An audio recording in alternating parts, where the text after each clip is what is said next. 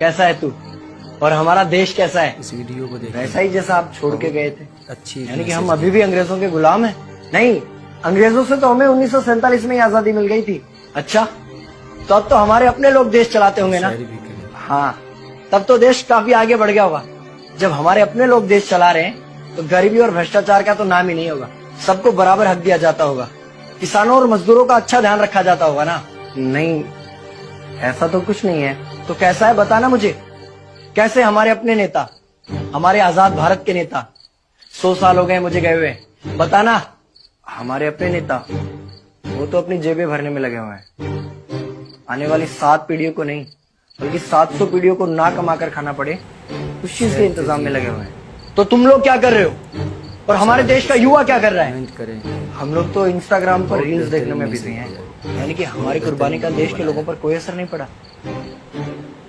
देश के लोगों में कोई देशभक्ति नहीं, कोई देश प्रेम नहीं।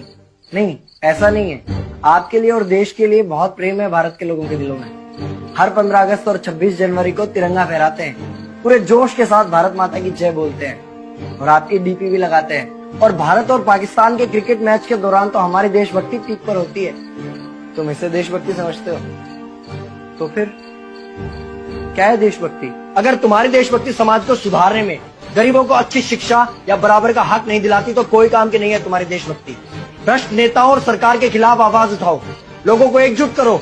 लेकिन अगर हमने सरकार के खिलाफ आवाज उठाई या नेताओं से सवाल पूछे तो हमें एंटी नेशनलिस्ट कहा जाएगा या हमें गद्दार करार दे दिया जाएगा। तो डरता है। 23 साल का था मैं जब अंग्रेजों ने मुझे फांसी पर चढ़ा दिया। मुझे तो आतंकवादी कहा गया था। अगर अब नहीं जागे तो ये देश सोता रहेगा। ये सरकारें, ये नेता देश को बेच खाएंगे। इस भ्रष्ट सरकारी तंत्र से लड़ो। देश को क्रांति की जरूरत है।